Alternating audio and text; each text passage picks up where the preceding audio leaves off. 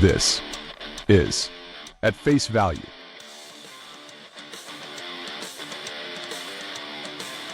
Hey, what's up, everybody? Here we go again, episode 37 at Face Value. I'm Brian. I'm Lucas. And I'm Will. And we're super excited to have you back. Just watched an absolutely insane game, Colorado State and Maryland. Our first buzzer beater of March. Yeah.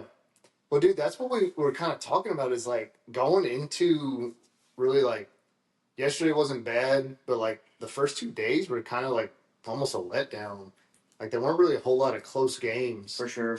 I think, I don't know, I don't remember what I was listening to, but they were talking like NIL has to play a big factor in that. Like if some of these bigger teams just kind of front loading everything. And like last year, there weren't as many upsets either. Like those big, huge upsets. And I feel like that's going to be more and more common, right? Like the kind of March Madness like this where you have a lot of favorites winning and that's just kind of how it's going to be.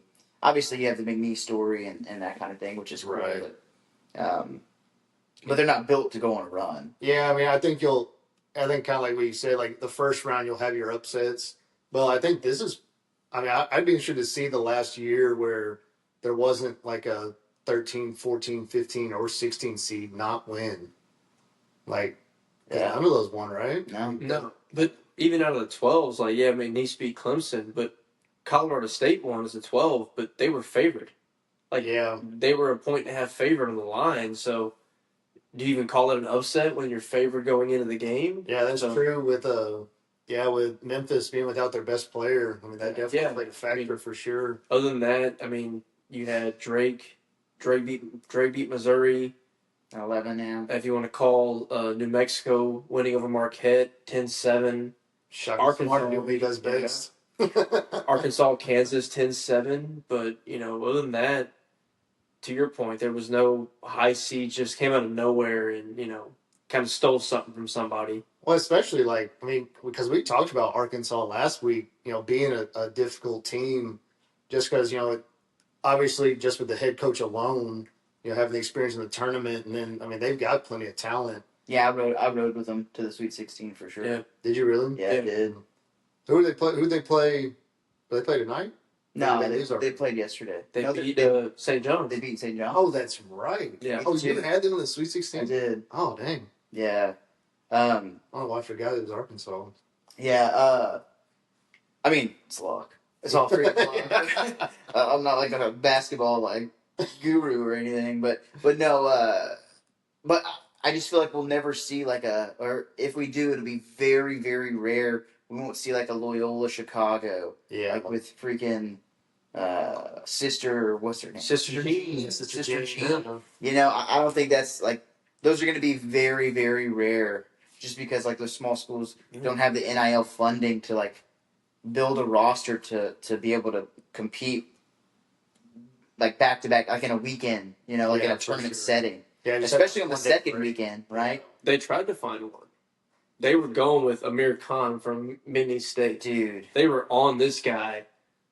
They propped him up. He's already made over $100,000 in NIL money. Yeah. Oh yeah. He has sponsorships with Buffalo Wild Wings and Insomnia Cookies. And then he was wearing I can't say the word, but Aurora clothes and all kinds of shit. Really? Yes. And I think he's already announced that he's following Will Wade to NC State. So what's the story behind that guy? He's just a freaking hype man, dude. He's a hype man, athletic trainer. Social media. I guess you blew him up. Yeah, he brings the boombox around his neck with the rap and throw behind him they can say he has aura. Oh, that's aura, yeah. But he has aura clothing on. Yeah, that's what it was. But he should get at least one more NIL deal, especially on Thursday. So Backyard Baseball from 1997 is releasing on mobile devices on Thursday. Oh, heck yeah. Dude, I played that game. This might take over the podcast. That's one of my favorite games of all time. Dude, me too. I used to play it on a little laptop for hours and hours and hours as a kid. Yeah. And they've even announced they're bringing back Barry Larkin and all these Sammy Sosa, all these Mark McGuire. Yeah, so it's gonna be really cool. All of it was Pablo Sanchez. Yes. Well, for sure. But one of the characters that was created by the Backyard Sports team names spelled exactly like his, Amir Khan. Like it's like coincidence or this came out. It's this came out coincidence. 25 years ago. It came out in 1997. Yeah. That Amir Khan. Also, Amir Khan was around. Probably wasn't even born. Yeah. And he just blows up. Like this is the perfect opportunity to market the new game to sell the app. Game. Yeah, or you put him in the game, or like have him like advertise. I was like, he's gonna be in the commercial for sure. Like, He has to be. Also, how can the manager get NIL money? Or like, I mean, that should just. I mean, I guess he's a student. I guess that's what is he? A student? I guess he probably shouldn't. He probably doesn't have any stipulations from the NCAA. He can do whatever he wants. So like they're calling it NIL money, Yeah, but like it's probably just a. it's just sponsorship. Like He can do whatever he wants. he's not a student athlete. He's just there for a good time. But this might be a backyard sports podcast soon too. Oh yeah, dude, I'm gonna be freaking playing that so much, man. we should just stream it. That's right. I'll be on the Twitch I'll be doing it on man. the At Face Value Twitch account. There you go. Yeah. That is an all-time sports game. Yeah, dude. I was to take a break from ghost hunting and start playing. So yeah, supposedly too. I mean, I'm sure they have a bunch of things in the works where they're gonna do like current players as well, kind of like they did back in the late 90s. Oh yeah, for sure. Because they did football too. Like They did basketball. They did all. They did. Yeah, they did all of them. But I remember like Randall Cunningham was it. Like they announced that he's gonna be in it. Dante Culpepper. Oh, that's so cool, man. Yeah, it's gonna be pretty sweet. But yeah, it should be fun. Yeah, dude. It's just This something else to Thursday. take up our time. Yeah, this Thursday. It was that soon. It was That's this awesome. Thursday, March 27th. Gives me something to look forward to. Yeah. Also opening day. I think that's why they did it. Yeah.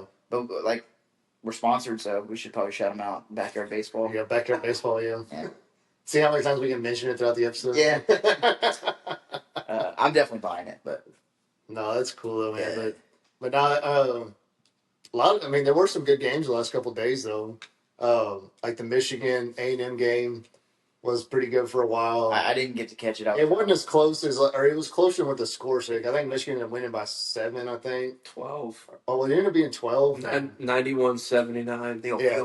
The free throw game.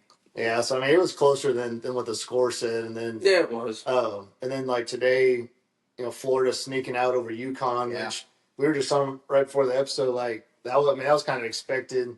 I mean, UConn, even though they kind of struggled this year, I mean, they're always going to be tough in the tournament. I mean, they're still back-to-back champions. So and battle tested. And, yeah. Well, dude, one thing I didn't realize, they were talking about Kentucky because they won today, and they showed a stat where last year in like game experience they were like 1,036th in the nation or something, and like game experience, and then this year they were 15th in the nation. Oh wow. So that kind of shows like the difference.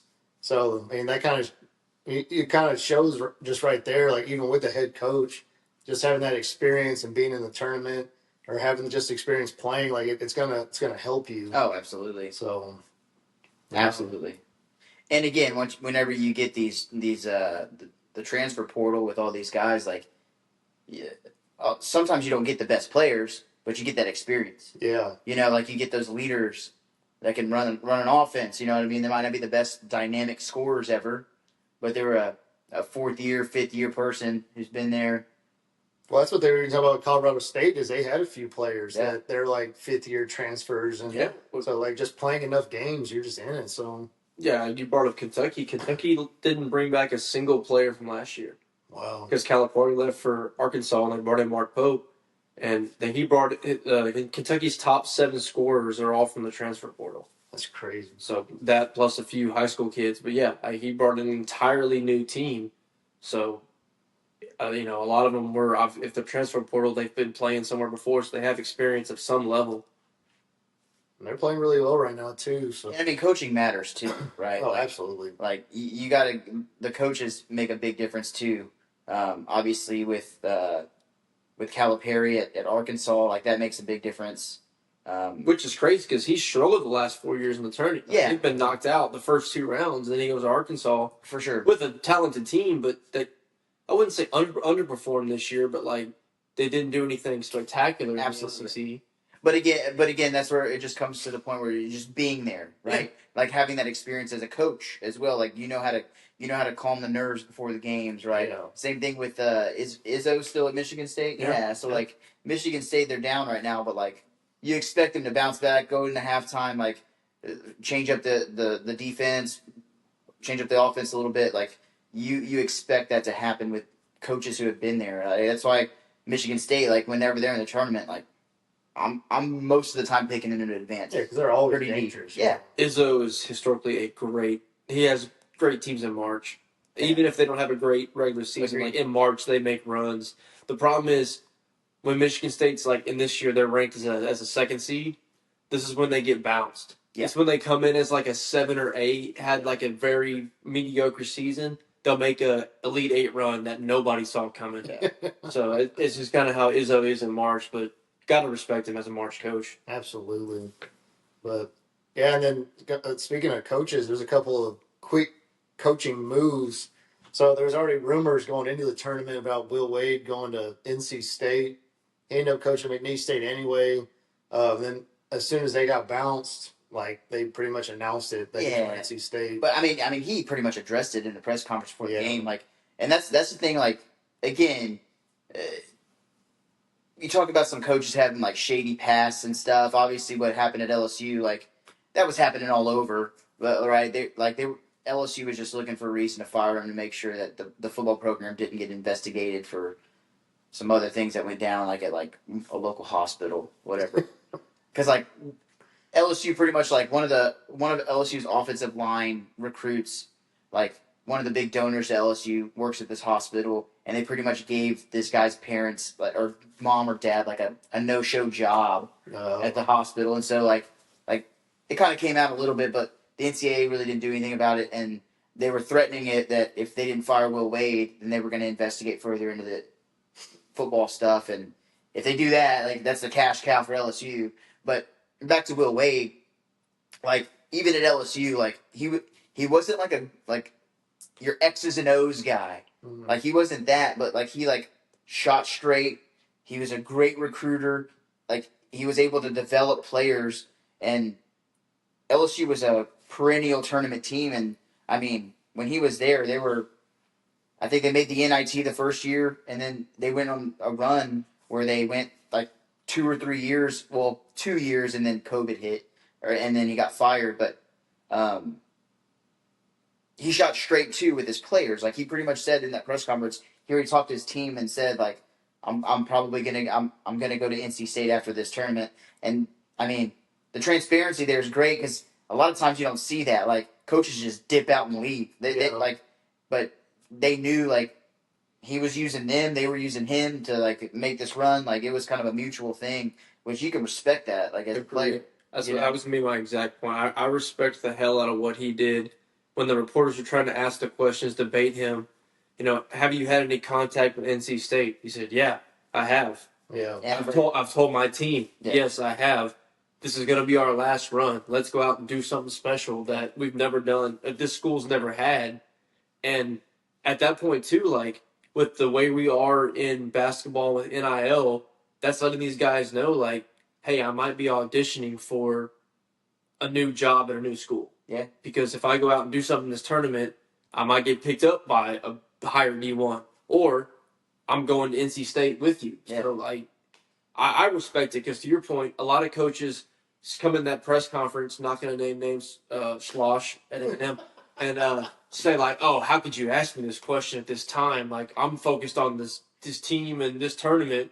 I'm not focused on anything else. And then they lose, and 5 minutes later, ESPN comes out, so-and-so's named the new head coach at wherever. By the way. Yeah.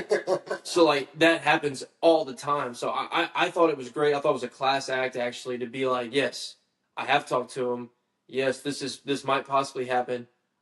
My team knows, everybody knows, and we're going to ride this puppy out as long as it goes. And I thought that was how all coaches should handle it because that's just being upfront.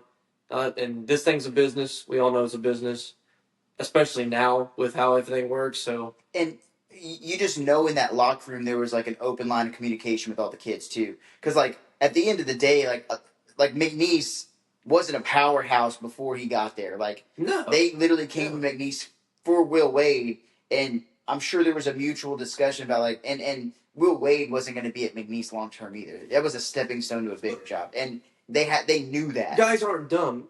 You're in a mid major and you're winning 25, 30 games a year. Yeah. they know this coach is not going to be here for the next 8 years. Like that's not how this business works. And the players the same way. Like they like if you ball out at a small school, like you're probably gonna leave. Yeah, like you know what I mean. And same thing with the coach, right? Like you're gonna go to a bigger school, bigger market, that kind of thing. So yeah, super respect there with Will Wade. And again, being at LSU, I kind of had a little bit more like coverage. I would listen a little bit more into like his interviews. He always shot straight in his interviews too. Like he never held anything back. Like he was super open with everything. Which again, like you just respect that kind of stuff. And supposedly he's like a great guy too. Like I don't know if y'all remember, but like Ben Mintz, y'all know Ben Mintz? Oh yeah, from Barstool. So he got fired from Barstool for saying like a slur on like while rapping, and like because Barstool like was associated with like Penn Gaming, which is like the they were owned by it, and so pretty much they forced Barstool's hands to fire him. And like after all that went down, like Will Wade texted Ben Mintz and was like, I know what it's like to be misunderstood. Like it was like a joke. And like now they're like best friends, you know? Like because Mintz is back at Marshall after Dave bought it back. Yeah, exactly. Like, that was like his first hire when he bought it back. Yeah. And so like, you know, he's like personable. Like I can see why kids want to go play for him. You know what I mean? Like for sure. Just a straight up guy. Yeah. Facts are facts. And he's going to have way more funding and way more resources than he ever had at LSU, at NC State. So I'm rooting for the guy. You think so? Oh, absolutely. Wow. LSU doesn't put anything in, like, basketball is a... The ACC is going to... That's true, yeah. The ACC for up until this year, or last few years maybe, the Big 12 was kind of the last 3 or 4 years was the best conference, but the mid-2000s to the mid-2010s, ACC was the best conference in basketball. Sure. Yeah. I mean, hell, NC State went to the Final Four last year. Yeah. Like they didn't make the tournament this year, but they're 1 year removed from a deep run. So LSU's came out and said they're going to put they're going to invest like $5 million into their like NIL fund for basketball. So who knows what's going to happen and if they'll come, but like resources with like facilities and all that stuff, LSU's way behind the curve. Like it's kind of bad. And so, he's going to get way more resources and money and funding, I think, at NC State. It'd be kind of crazy to see what he can do then. Because if you look at the success he had at LSU and then McNeese, I mean, the guy's a hell of a coach. Yeah. There's no debating that. So for sure. So not having the resources, but and then speaking of SEC, the other one, which it wasn't the one we predicted, but it wasn't Buzz Williams, but y'all would have seen me lose my ever-living you-know-what tonight if that would have came out and said Buzz is leaving. Right after they lose. Right immediately. Dude, I can't even explain to y'all what I would... Anyway. It's kind of crazy. But I think it's a good hire. So Sean Miller, he's coach at Xavier. He's going to Texas, pretty much they signed him today. And so one thing we were just talking about right before the podcast was that apparently Texas was interested in Sean Miller in 2023 after they fired Chris Beard. But then Texas beat Xavier in the Sweet 16. And so that's when they locked in Rodney Terry and said, okay, he's going to be our full-time head coach. And then here we are 2 years later, Xavier beats Texas in the first 4 in. And so they said, all right, Rodney, see you later. It's all right, Sean, come on. So kind of came full circle. So, but I think he's going to be a great coach. I mean, I think he's always done a good job at Xavier. Is this his second stint? Yes. Where did he go? Arizona.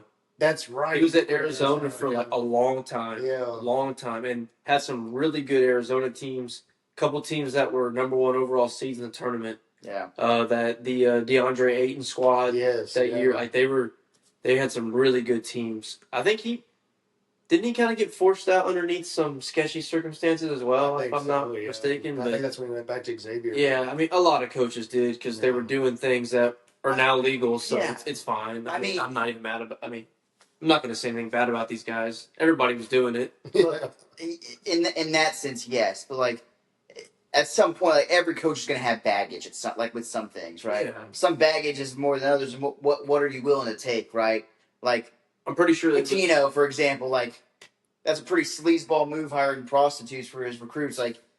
Pretty sleazeball move, but hey, you won't. you want wins, man. You might have to hire a sleazeball. Yeah. Like, are you able to look past that as a program, like, Yeah. or as a Yes. an athletic department? I mean, Auburn hired Bruce Pearl whenever he still had a show cause. yeah. And look, the number one overall seed in tournament. Yeah. Like, so yes, to your point, I mean, like other teams are like, oh my god, we're gonna blacklist him, never hire him, and the next school is like, watch this. yeah, Like, exactly. we're gonna do it. Like a Chris Beard. Exactly. Yeah, he goes to Texas, whole thing that ends up turning out to be nothing. He gets hired at Ole Miss, and now they're rolling Iowa State right now. Yeah. But when's the last time Ole Miss was relevant in basketball? Because I sure as hell don't remember. 2013. I said I don't remember him. 2013 is the last time they made it to the Sweet 16. There you go. And the only reason I know that's because I listened to Ben Mintz talk about it. Yeah, oh, he's a big Ole Miss. Yeah. Yeah. But yeah, I mean, no, I'm with you, brother. I think Sean Miller's going to be a good hire. He's going to have way more. I mean, Xavier is a basketball school, but it's not SEC. Yeah. Texas money. The Big East is not what the Big East was 40 years ago. So When I was reading too the article, because they're like that was so fast, like firing Terry, hiring Sean Miller, but then like the argument was like with the way because the transfer portal opens tomorrow. Yeah. And so they're like, with the way the transfer portal works, NIL, and you're in the SEC, which is way more competitive now, like you have to move. Well, like you can't take your time and hire somebody later. to piggyback off that, they said Texas AD Delcate. This is kind of his trend. Like he already has his guy lined up before he pulls the trigger and fires somebody. I mean, look at the whole. Exactly. It's the same thing there. That was probably going on for months. Oh, absolutely. Because he was Slosh's Best friend. at TCU. Yeah, and they were like really good friends. But he has a history of having his guy kind of in his corner before he pulls. Which you can kind of tell just by how fast he's got things going. Yeah. So. It's worked out so far. So Texas between Sarkisian and then getting Schloss, he's got some good coaches. Yeah. And Ronnie Terry will be coaching probably a mid-major next year. Oh yeah. He's not going to be coaching anything high. Well, that was one thing they said about him. They said he was a great recruiter, but not necessarily. That doesn't translate to being a great coach. I was listening to some guys that said Trey Johnson, is that his name? Yeah. Great shooter, good basketball player. They had some other good pieces, and Rodney Terry just could not figure out how to make the team mesh. Yeah. He doesn't know. He has this talent, and he's like, crap. Well, now what do I do with it? Yeah. And that was kind of his downfall. But I mean, how many times did Calipari do that in Kentucky? Yeah. But Calipari gets a pass because he won a title. Once you win a title, everything else gets. Yeah. It's just a little down. Yeah. It wasn't. But how long do you get a pass for? You know, 100%. Well, and it ran out for him. Yeah. Well, yeah. Kentucky just got tired of it. Yeah. And now he takes Arkansas to the Sweet 16. Yes. It's oh crap. Well, but sometimes it just needs to happen. Like that change of scenery. It's like it's like the same thing with Rick Barnes. Like he had all his success at Texas for a long time, and then he kind of he was still having success, but not like that high level. So they mutually decided to go, and now he's got Tennessee rolling. Yeah, and you also have to put into perspective too. Sometimes with transfers in the transfer portal, sometimes it just doesn't work out. Again, Kansas. That's who I was bringing up. Kansas was a preseason number 1. Yeah. Ton of transfers. It just didn't work out for them. Yeah. Right. The kids that they transferred in didn't hit. Right. And that happens sometimes. Same thing in football. Right. Ole Miss this year. It just didn't work out. Is it talent evaluation? Who knows? But again, I think that's part of it too in basketball as well. Those kids just don't mesh, and it just didn't work out. And you try again next year. Not even just that. Football as well, basketball. You got one game. You can play 35 great games and have St. John's shoots 20-something% from the floor. You have your worst shooting game of the entire season, and you lose by a few points. And it's if you shoot 33%, you probably win the game. Oh yeah. But it's just. So that's the unfortunate nature of the game is you have that one god awful game and now your season's over. So like St. John's, he's got 27% or whatever it was. That's exactly what it is, and that's you could have all the right pieces, have the right game plan, but they can't hit the broadside of a barn. And the opposite can be true as well. A coach who can win a national championship because their team is just hot, they don't miss anything. Yeah, you know what I mean. That's can absolutely happen. For sure. I mean, it happens in baseball all the time. Yeah. That's what Carolina won a national championship in baseball. You know what I mean? Like, Just got to run at the right time. Yeah. That's all it is. Yeah. What were you put something about foul trouble. What were you? Oh, so I heard this argument the other day, and I worded it a little wrong because like foul trouble is a real thing. Don't get me wrong. Like if a guy gets 2 fouls with 15 minutes to go in the first half, absolutely pull him out. Yeah. It was in the Missouri game, if I'm not mistaken, against Drake. So Missouri coach pulls his. This is what I heard the argument about, and I was, this is a pretty good point. I'll see what y'all's thoughts is. So a guy got his 4th foul late in the Missouri game. Okay, he's their best player. They're losing to Drake. So you get your 4th foul. So you're scared of him fouling out to not play. So in return, you pull him out of the game for the next 5 minutes. Yeah.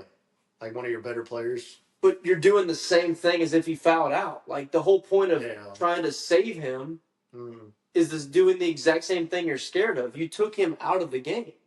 Yeah, but I think the argument to pull him is like you would hope that your team can keep it close, and then when it comes down to crunch time, like he's 100% going to be able to be there. Because if he fouls out in the next minute, then there's no opportunity for him to come in for the rest of the game. But like if he's your best player, like in theory, that means in theory that means like if without him you don't have a chance anyway.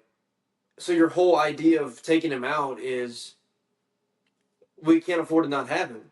But if you take him out, you already don't have him, so you're doing the same thing as if he fouled out.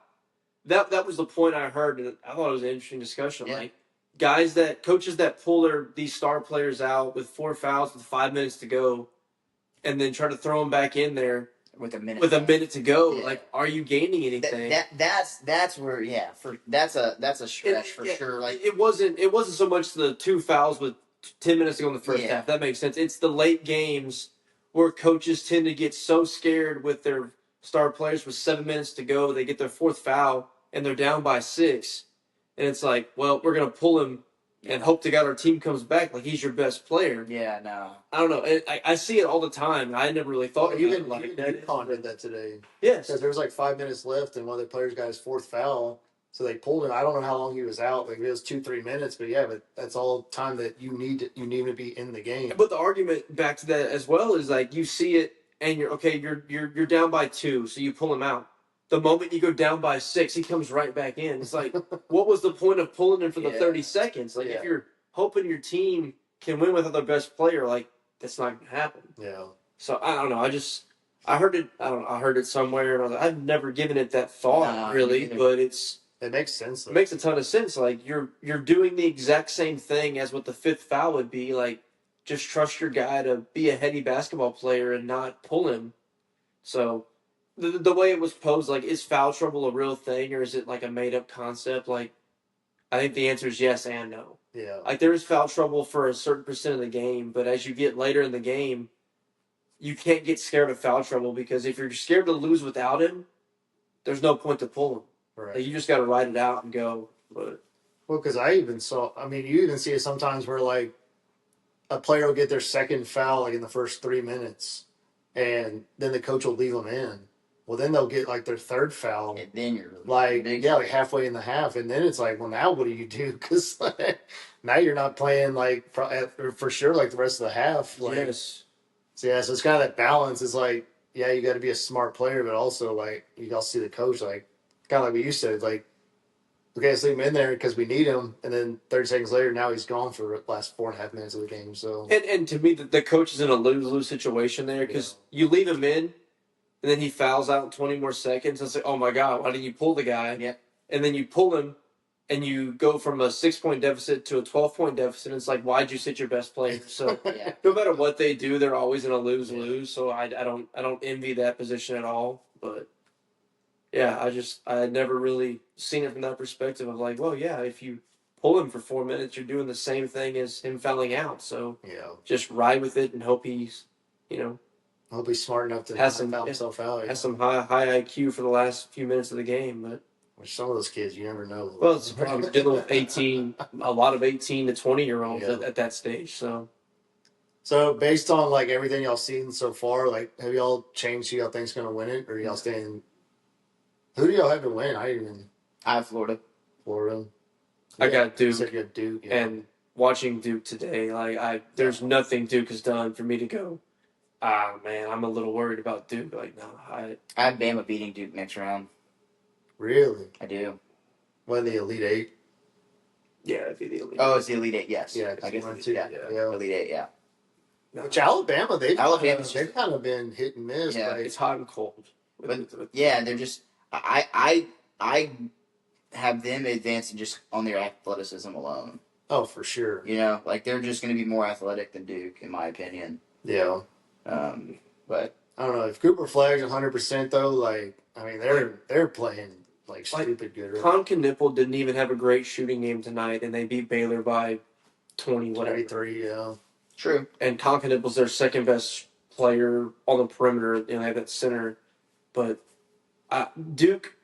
How did Baylor shoot? Did Baylor shoot the ball bad today, or like?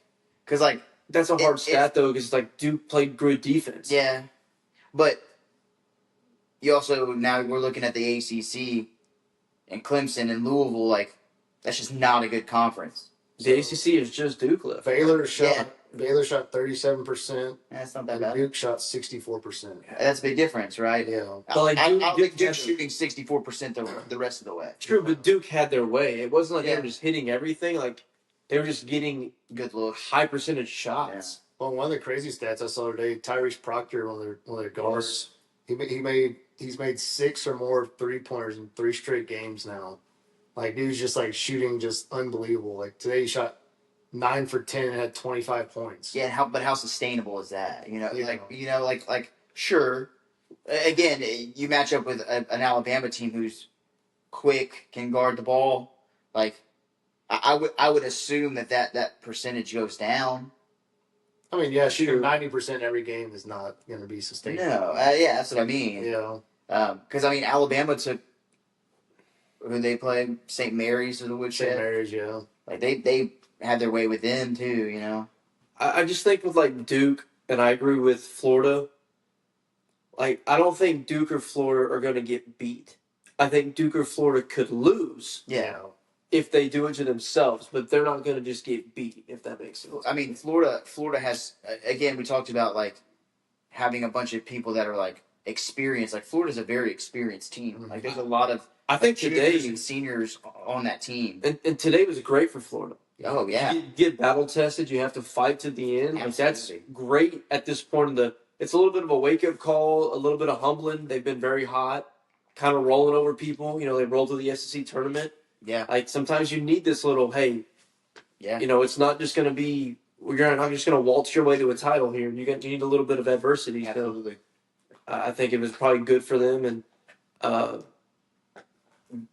Florida had a tough bracket, man. Obviously, St. John's already out. Didn't expect that.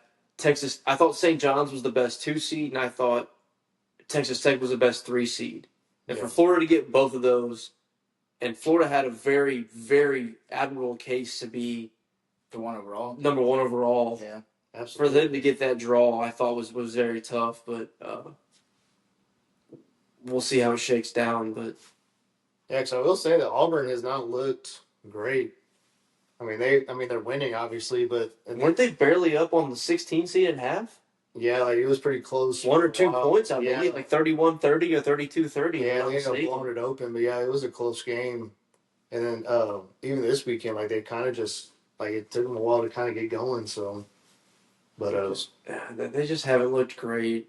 That's why I have them losing before the Final Four. to who? Michigan State, Yeah. who is in a dogfight right now with New Mexico. But Michigan State is one of those teams like preseason, they weren't expected to be anything great, but they've just.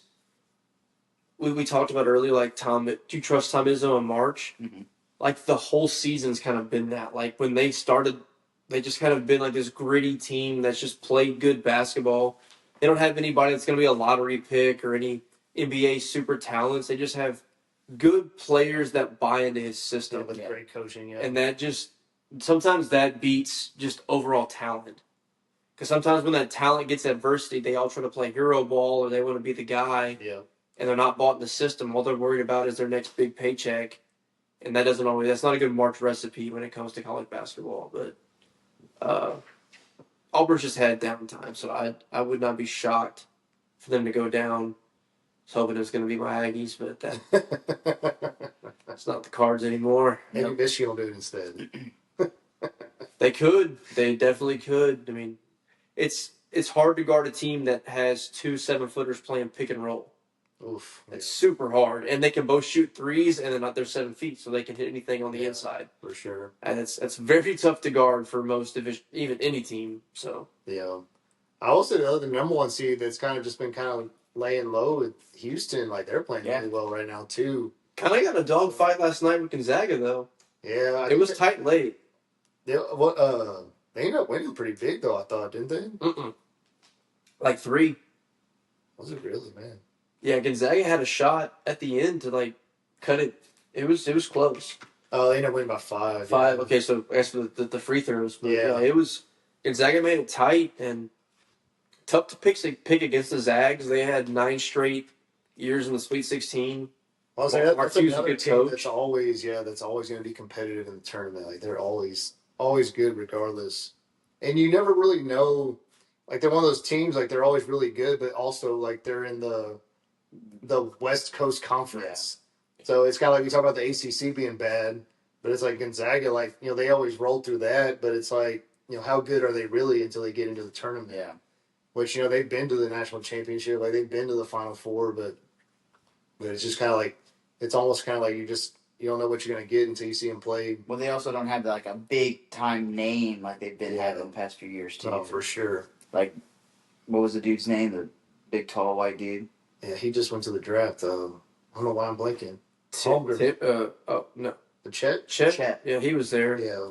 The other one was Drew Timmy. Timmy, yeah, that was on last year. Headband guy. Yeah, Drew Timmy. Headband guy. Yeah, so they don't have those big names like they've been having.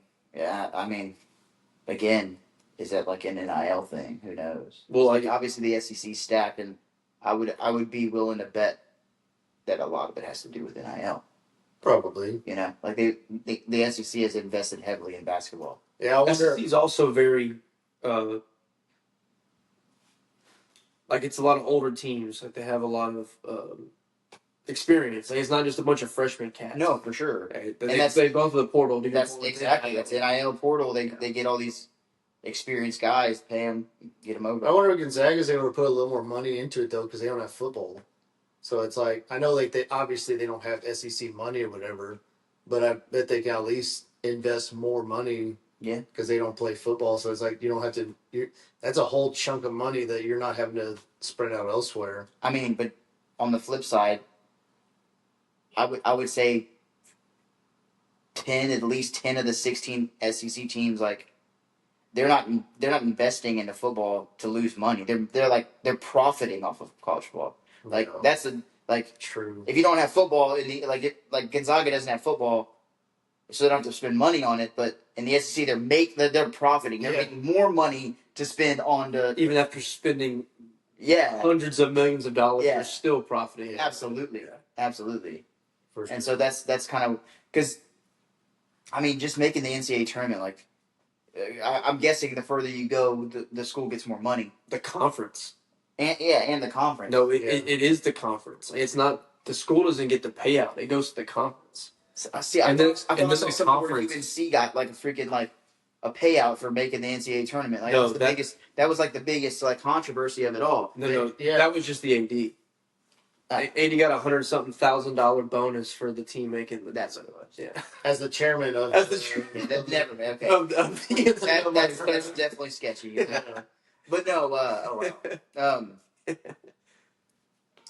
But yeah, so that's so more money goes into the conference then, and again, so you have 14 teams and it's a pretty good chunk of change for the conference. Stupid amount of money that the SEC got this year. Yeah, so you can do the independent route like Notre Dame, get $20 million for making the playoff, and got to split it with nobody. Didn't have to split it with nobody. It's crazy, man. But you still got to freaking coerce kids to go to South Bend, Indiana.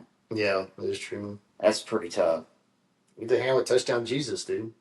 Yeah, and freezing, cold, rainy, gloomy, cloudy days. Nah. I'm good. Yeah.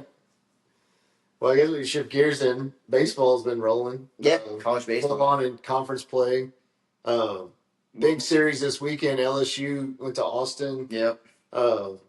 Texas, I mean, I'll be honest. I mean, I was kind of surprised me taking 2 out of 3. Yeah. Because I mean, I think because just kind of you don't expect like from a first year coach getting a bunch of transfers in, but I mean, they do have transfers, but I mean that lineup is pretty much the same as it was last year. yeah, Like LSU got beat by the top 5 of their lineup. Like Texas is a good lineup 1 through 5. The back half of that lineup's not very good. right. LSU just literally, like, LSU took game 1 in dominating fashion, right? They walked 0. They used 2 pitchers, walked 0 players, walked 0 batters in the first game. The second game they walked 7 and used 7 different pitchers.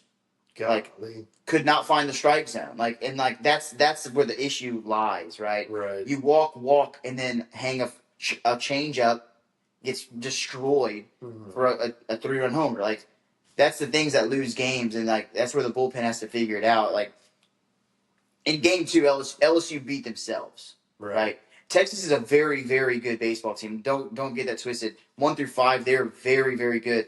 The back half of that lineup isn't as menacing, in my opinion. Right. And coming into I think Texas was ranked 13th in the SEC in batting average coming in. Oh dang. Like 13 out of 16. Yeah. And like that's including non-conference. Right. So like, granted they probably had a stronger non-conference than LSU did, but like LSU out hit them. You know, Yeah. like I don't know.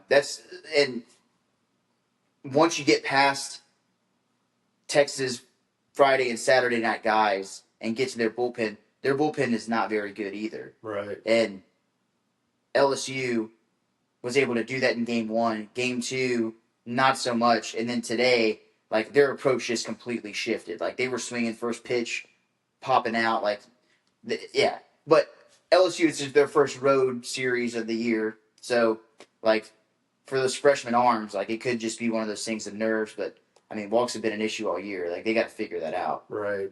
And then, like you said earlier, like going into like an environment like that where it's a little tougher. You're playing a top 10 team. Like, that's the first true road game of the season, Friday night, and they won it. Yeah, here's your real test. Yeah. It's going against a top SEC team. Like they like in pre-conference, they went on the road one weekend, and it was in Frisco at the Frisco Classic. So it wasn't even a true road game. Yeah, it's probably a home game because LSU travels so well, you know. And so like.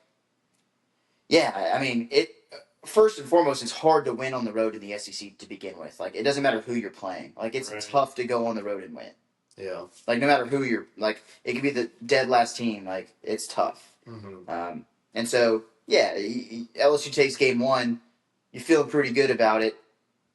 Then, I mean, the walks happen, but I mean, as long as we didn't get swept, I'm fine with that. Like, you can't win every series. Like, especially now. Right now, we're still in March, man.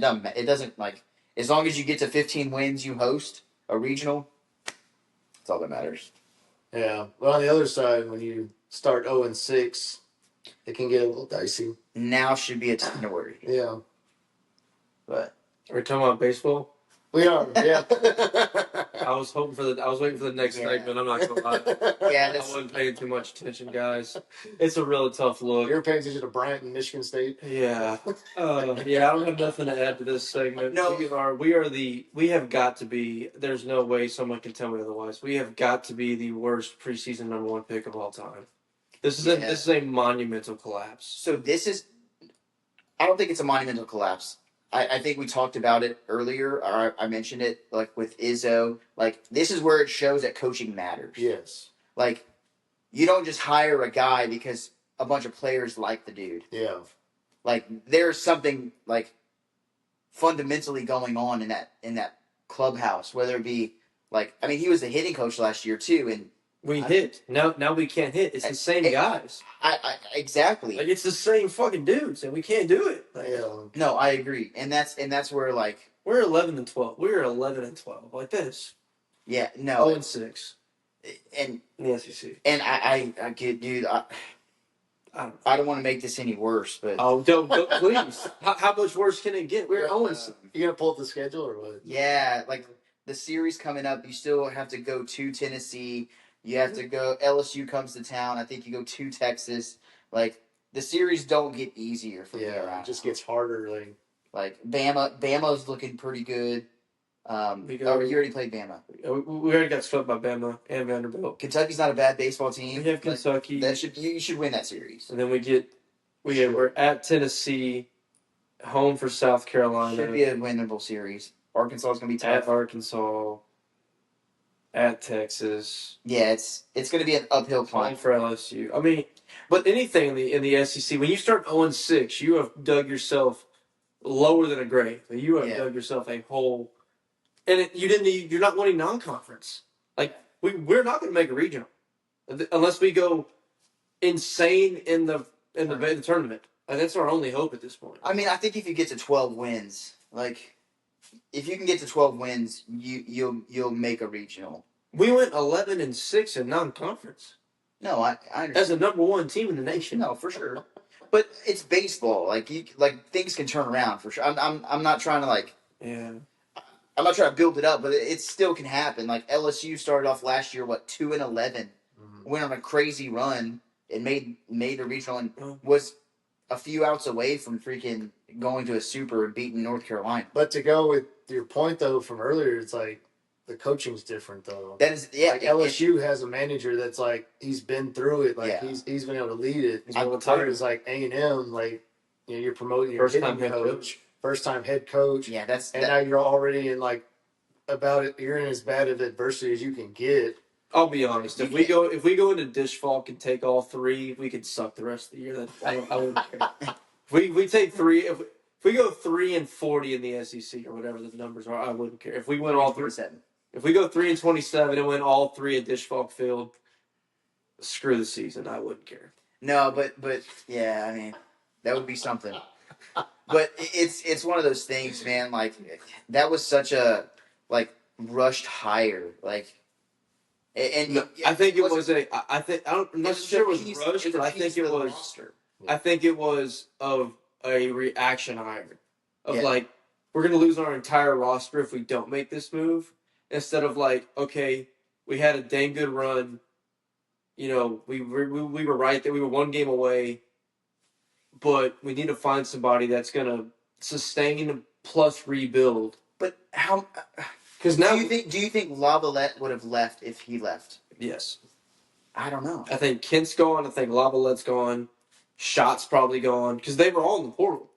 Yeah, but you're not. Texas A&M has money. Like if they wanted to pony up and give these kids the money to stay, they didn't bring it to. They just had to hire the coach. I know, but. If they would have hired, they could have hired a really good coach and paid them and kept the thing alive. There was a route to that, but it was just a decision. I don't think they thought we were going to be this bad.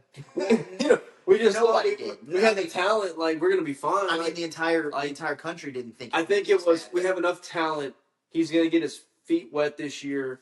There's going to be some ups and downs. First time head coach. We have enough talent to carry him through, let him figure out how to be a coach. Yeah, we can maybe reach a super regional still. We're going to be okay. The talent's there. He'll figure out how to be a coach. Every coach needs – there is the growing pains. I get that. I'm not – everybody goes through it. Nobody thought we were going to look over the edge of the cliff and decide to dive head first to the bottom. Nobody saw it coming. So, but that's where we are, and that's the reality of it, and – A&M Sports is where A&M Sports have been for the last 80 years. Since we won a title in 1934, whatever the hell it was. We suck. But top to bottom, we suck. But Florida's also in that boat. Florida's also 0-6, which is another huge shock. At least their basketball team can win games. That's true. But they're 0-6 as well. They got swept this weekend by Georgia. after getting swept the week before by Tennessee, which, I mean, it's Tennessee's good. So is Tennessee number 1 now? They're number 1. They dropped back-to-back games though. They lost to East Tennessee State in the midweek, and then they dropped the first game to Alabama, and then they ended up winning the next two. I did see the first one. Didn't some kid hit like a nuke? Yeah. In the ninth or eighth, hit the lead. Yeah. And so, I mean, Tennessee's a good ball club as well, but again, it's still super early in conference play. Like, there's still we're literally. We still have a week left in March. We have a week left. Like, it's still super early, and I mean, once we start getting into mid to late April, like back to back weeks of SEC series, like it's a grind. Like, oh yeah, like you'll figure out who the cream will rise, the crop will rise, whatever. You're right. The cream will rise. Cream will rise to the top. Yeah. I was gonna say the cream will rise. The cream will rise. But yeah, whatever.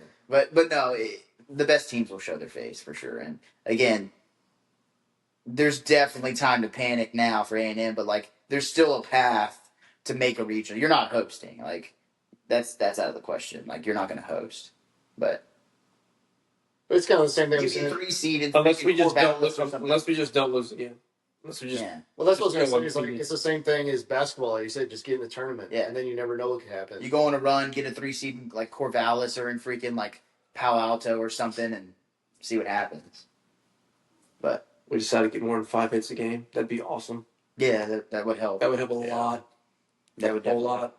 Like 4 of them are home runs at least, though. So. Yeah, 4 runs on 5 hits and 3 errors.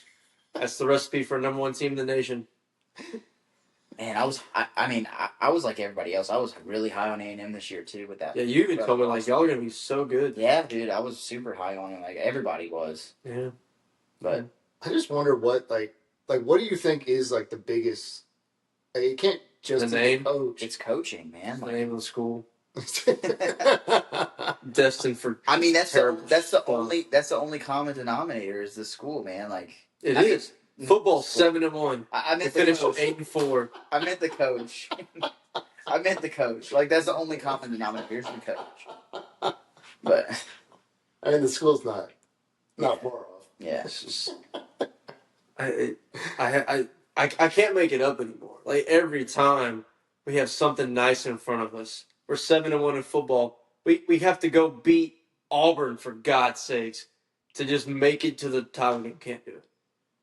Basketball, we're up to number 7 in the country. We stumble over our feet, have a chance. We're up by 10 over Michigan. Then we decide in the last 8 minutes to forget how to play basketball. 25-9 run, lose by 11. Baseball, preseason number 1. Hey man, we were a game away last year. We have a good chance to get back. At least the College World Series. Anything can happen. It's baseball, but there's a good chance. We suck. You know what? Yeah, the stories write themselves. It's always next year. Maybe by the time my That's on the great grandkids are around, we might have won a single national title in a sport that matters. Yeah, it's like being a Cowboys fan. Yeah. At least you got livestock judging. Yeah.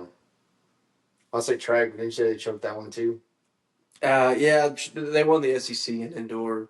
There you go. They're actually really good in track. They won a lot of outdoor titles once we stole our coach from LSU, actually. Yeah.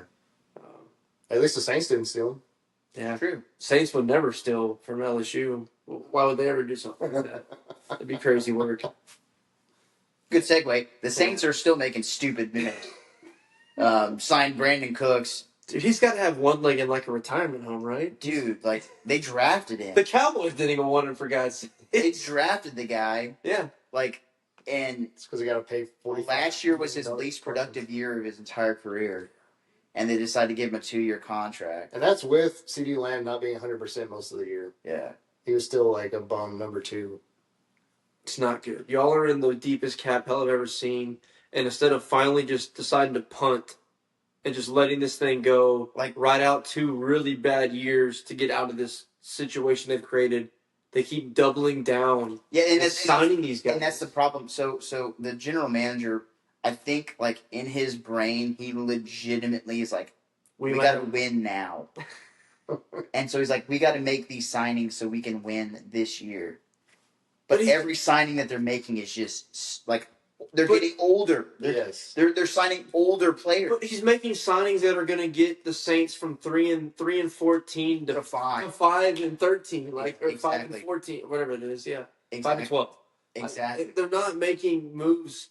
I know you're in a really bad division. It's a winnable division, but not with this roster. And there's no chance of making it better. No. Like, I don't know. It makes. And I think that's just what they're hoping is that they'll do just enough to win the division, hopefully win a playoff game. Because I think they'll get dead last. I think Carolina's going to be improved. It's like literally like his whole career, Brandon Cooks has just been a beat you off the ball and go deep. Yeah. Like he's a one. He's not a route. They say he's a one-trick pony. Yeah. He just goes deep. And the funny thing is LSU. The Saints have a guy that does that already. That Shaheed or whatever his name is. Like he literally just goes deep and he's super fast. Derek Carr's just going to be chunking the ball up. No, it'll be sprints around whoever the backup is. Derek Carr got hurt game 2. It's crazy what's going on down there, man. It's just laughable. But I figured everybody wanted to laugh. But Mickey Loomis has been there for how long now? Forever. Yeah. He just got super lucky that he had Sean Payton and Drew Brees had a resurrection of his career. Yeah. That's literally the only reason there was success because it wasn't because of him. But it would make sense. Okay, we need to fill out our roster. Let's go sign a 31-year-old receiver for the league minimum. Okay, let's just field this team to punt. But they're giving these guys this money. That's exactly what I was gonna say. I'm sure Brandon Cooks' agent got a call from the Saints and sign that now. Yes, because no other team has given him that, even close to that. What was the contract? I didn't see it. It's 2 years, $13 million. Yes. No other team was going to give this guy 5. No, they were going to give him a league minimum. The Saints outbid themselves by triple what they could have got him for. It's crazy. In what world? We got to get this guy. Yes, you need to punt. You need to punt in the worst way. It is 4th and 72. Yeah. And they're like, you know what? I think we're going to throw we're actually going to throw a screen. And see if we can get it early. No, they're going to be like, Brandon Cooks, go deep. He's going to tear his Achilles coming off the line. 4 verticals, but actually 1 vertical, and let them play 11-on-1. And then we're going to check down to Kamara. I can't even. There's nothing to fathom here. There's only one GM in the sports making dumber decisions, and I don't want to bring him up anymore. Yeah, we do that. It's crazy, man. But I'm not a big NFL guy, but it's just it's laughable at this point. You gotta bring it up because it's just what is going on down there? It's not NFL time, you know. Well, and especially what we've been talking about. If you have money, obviously $13 million is still way too much. But if you have money to play with, sure. Sign a veteran guy, see what you can do. But when you're already handicapped, handcuffed so bad, and now you're just gonna well, why not just a little bit more? Dude, his agent needs a raise. Oh yeah, dude. Because I'm sure I bet you he was talking with Mickey, and it's we have these offers, but nothing. There's literally nothing. He didn't have jack. No, he had nothing, but he was selling it. All right, Mickey, what can you do? We got the other guys calling. Yeah, God. He kind of wants to go back to Dallas. He only wants to follow Jameis to New York. Oh, dude. That's the saddest storyline of the week, dude. Jameis Winston staying out of the broadcast booth for a couple more years. Signed a 2-year deal with the Giants. Honestly, they kind of got him at a bargain. What was the deal? I didn't even see 2 years, $8 million. Yeah, I'm not saying Jameis sell is jerseys and be on commercials. Yeah, but Gardner Minshew got a $25 million deal to go at the time be a backup for the Raiders. Yeah. Daniel Jones just signed a $14 million deal to possibly be the backup for the Colts. They got Jameis for 2 years, $8 million. Jameis Winston in New York. It's gonna be. That's hilarious, dude. That is hilarious. That's marketing at its finest, right there. I can't think of enough because whenever he went to New Orleans, everybody's what are they doing? They're we don't like this guy. Made all these jokes, crab legs, whatever. Yeah. Now that dude is beloved in that city. Yes. They love him because he's a great personality, man. But dude, he was he could do no wrong during the Super Bowl week too, dude. Yeah, man. All those people were loving. Dude, they love him, man. That's a Yeah, he's gonna kill it after he retires for sure. Was it there or was it at Tampa where he had his 30-30 season? Tampa. It was Tampa, yeah. And then you got LASIK, and everybody's like, "Oh, he's gonna be good." That was his excuse. I'm throwing 30 picks. It's like I can't see. Squinting. Can't do a lot of things. Well, yeah. Well, dude, I saw a video today. It was like Giants drafting Travis Hunter at number 3 so that he can make all the tackles and all the interceptions Jameis is going to throw this year. Yeah. Like, He gets to play 2 ways on one side of the ball. That's good. That is funny. Crazy, man. Yeah. I don't know. It's craziness, but anyway. So Bringing back I don't want to talk about football anymore. yeah, let's do a little throwback from like some of our first episodes. Paul Skeens. Paul Skeens, dude. Yeah, there used to be a Paul Skeens stand. Yeah, like first 3 weeks of our podcast. That was like we talked about Paul Skeens, yeah. But no, you see that card? No, I didn't see it. That was his rookie card? His rookie, it's like an MLB debut patch rookie auto. Dang. Sold for $1.1 million. Was that the one where they were trying to give him like 30 years of... Yeah.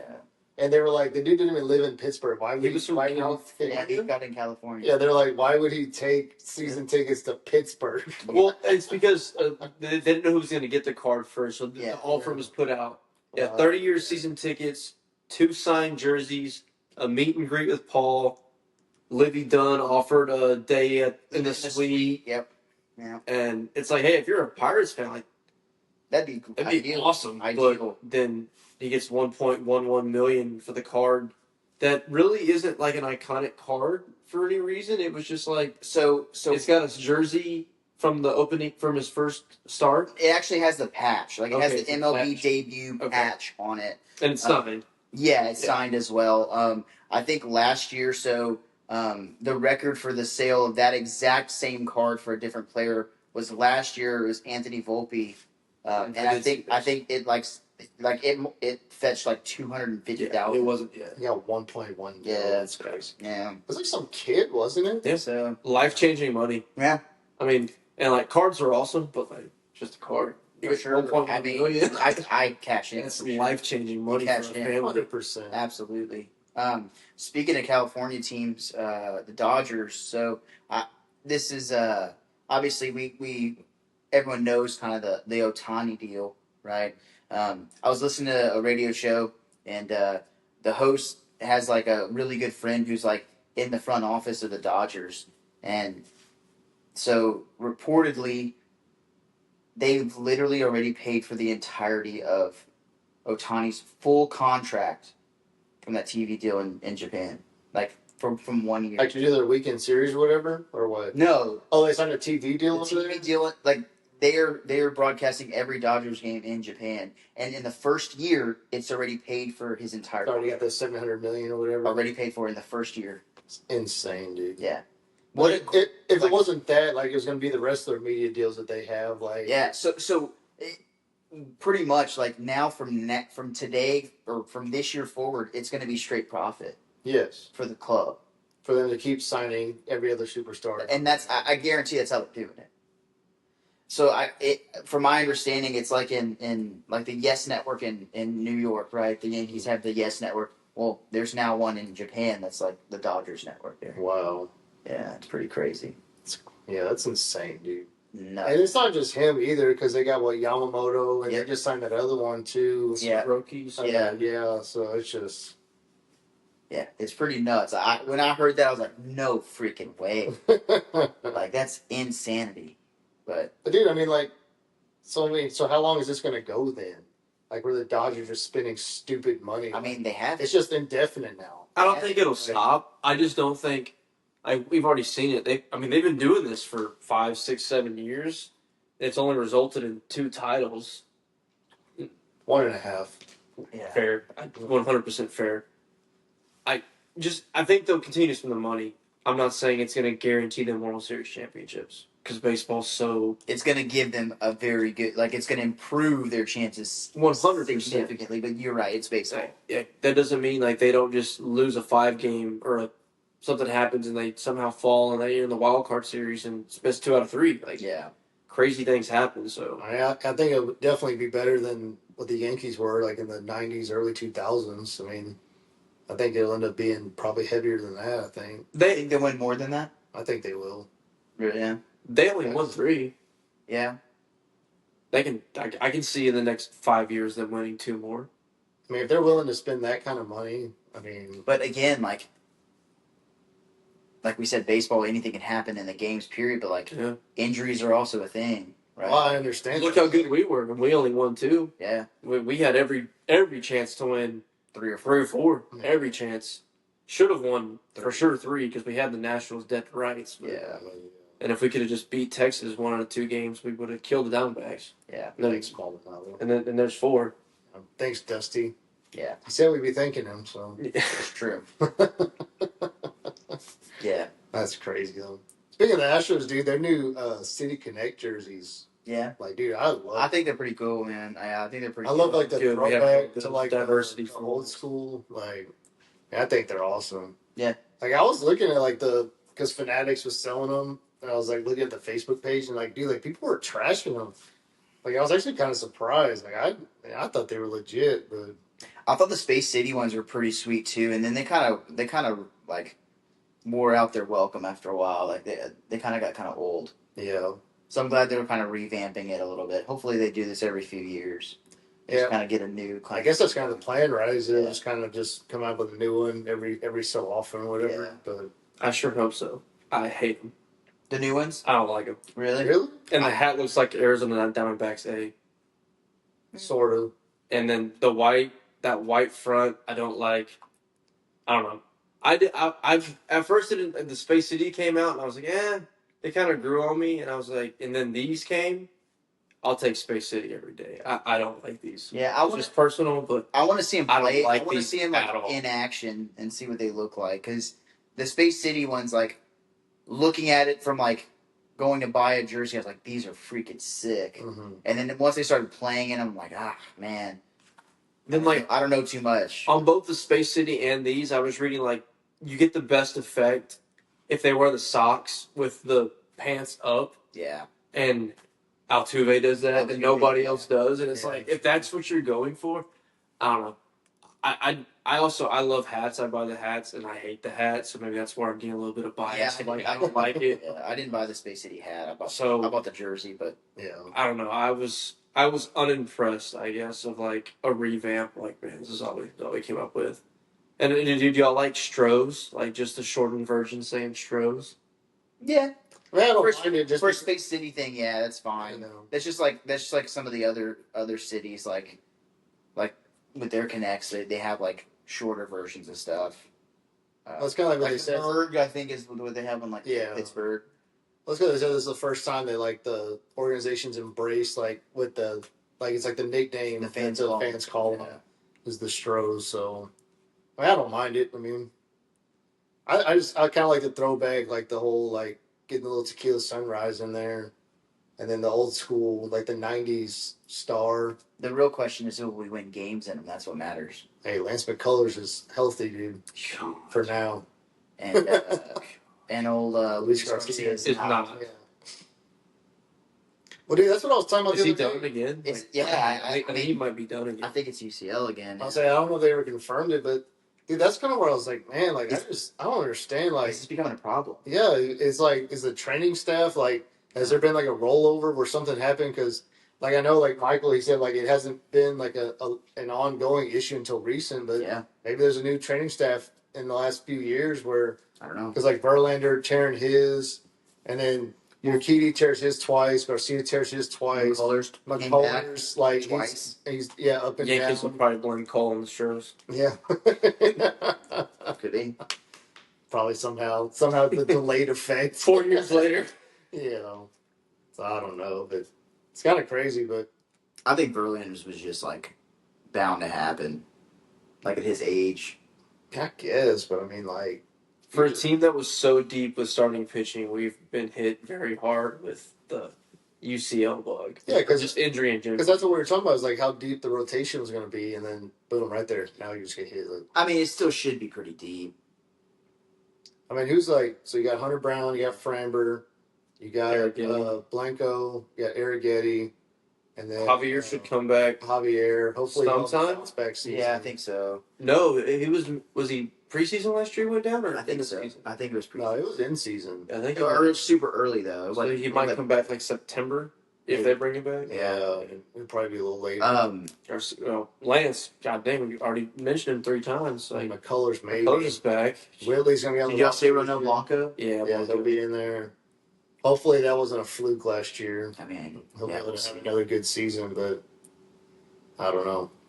A lot of question marks. A lot of people have like been When- talking about like Hunter Brown is going to have like that breakout, become a number Yeah. 1 starter. He has the stuff for it. He had the second half to do it. It's just can he put it together for the full season? But Yeah, that's basically. Interesting. He can't start slow again. Like he's gotta come out. he's got to figure out how to make it longer into games too. Like he was walking too many guys. He was Yes. barely getting to 6. Don't see that one Count it. anymore. Yeah. But yeah, we'll see. I mean, shoot, that kicks off on Thursday as well, right? Yeah, a tough series right off the bat against the Mets. Nets, yeah. It's gonna be it's a 4-game, right? Probably Thursday, Friday, Saturday, I Sunday. think so. Yeah. Because sometimes they do with opening day, they'll They'll do do Thursday, Friday, Saturday. Get them off Sunday. or they'll do Thursday, get off Friday, Saturday, Sure, Sunday. I've seen yeah. that too, but we'll see. Did they already have the Japan series? Mm-hmm. Yes. How did that Was one it 2 games? Yeah. Dodgers won Dodgers won both. both. Yeah. So they're on pace for their 162-0 season. Yeah. Right. Akani went deep second game with I help didn't see with that. help from the fan. Oh, really? Yeah, they like reached over and it was like the umps concluded that from the trajectory of the ball it was going to clear the fence anyway, but the fan was leaning way over it, like Oh, grabbed it. yeah. That was a little bit of home cooking. Can't take a homer from Yeah, Otani because in Japan. the biggest icon in the sport right now in his home country. Like, yeah, they're going to give that one to him. But Dodgers won with pretty much ease. Yeah. Somebody had, I think it was did the Cubs pitcher? One of them had a no hitter. They're like 4, and they pulled him, but it's early season. So they do like 70 pitches. I Like, say pulled probably threw a him. lot of pitches. Yeah. I think it was the Cubs pitcher, and then the Dodgers came back. But Yeah.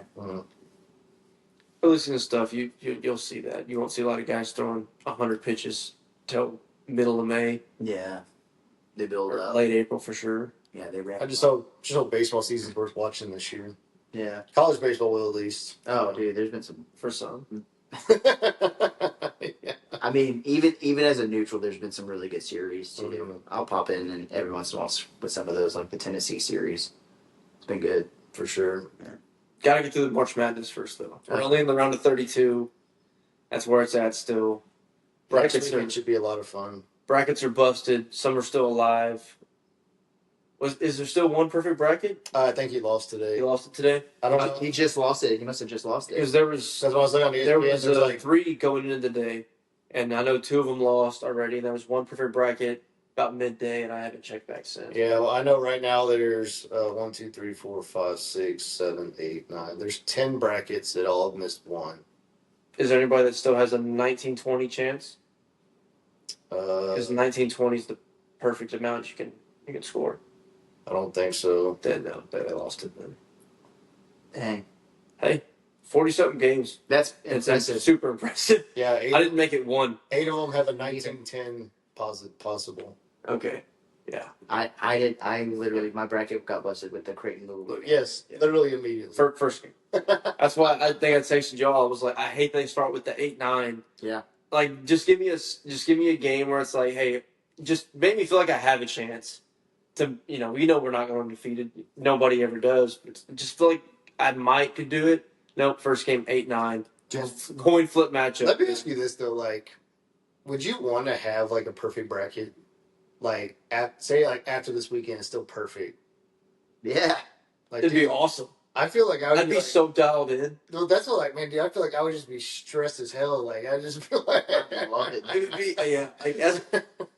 I totally get what you're saying, but as a sports fan, like it's one of the most impossible things to do. Like, I imagine would being the one guy. Like, literally, the entire nation is watching your bracket. That'd be awesome. Like, it'd be more of like the after effect. Like if you go perfect, they're like, how did you do it? Well, what was your strategy?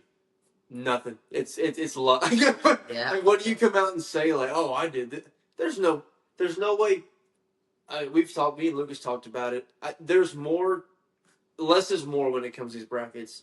I think the more you study and the more you analyze, the more you talk yourself out of games, and then like you just absolutely. If you don't know nothing about basketball, you have as much, if not a better chance of picking a better bracket than someone who watches every single game. Mm-hmm. But again, even with that, like then things like the Colorado State Arizona or Colorado State and Maryland game happen, where like you have Colorado State advancing and they hit a freaking shot of 3 to go up with 3 seconds left, and you're like, let's go, and then Maryland comes back and ends it with a buzzer beater. Like that's the thing that makes it the luck happens. Like like you could be on either side. You were out, then you were in, then you were right back out. You could be on either side of that, or like a ball that just like again in the A&M game where the dude just throws one up and it goes in. Like if that doesn't go in, A&M has a pretty solid chance of winning, or at least tied it.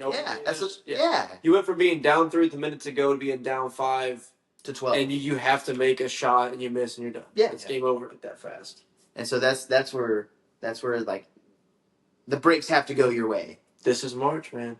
This is why we do it. It's why we love it. It's fun all the way through. Yeah.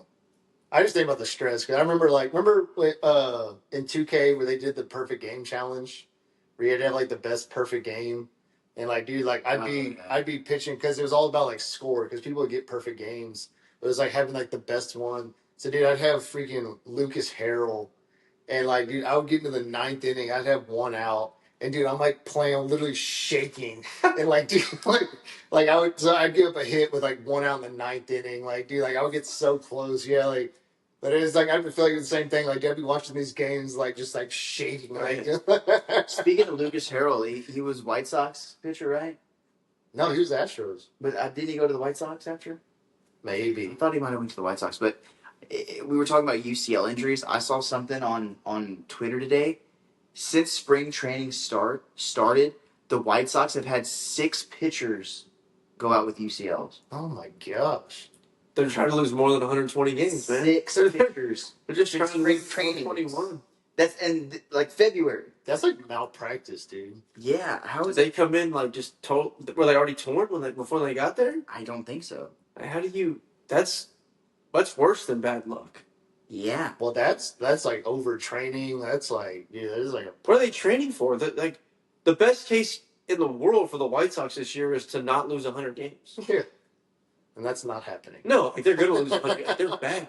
Okay, I don't know if they're all UCLs, but there's 6 that have got injured this spring.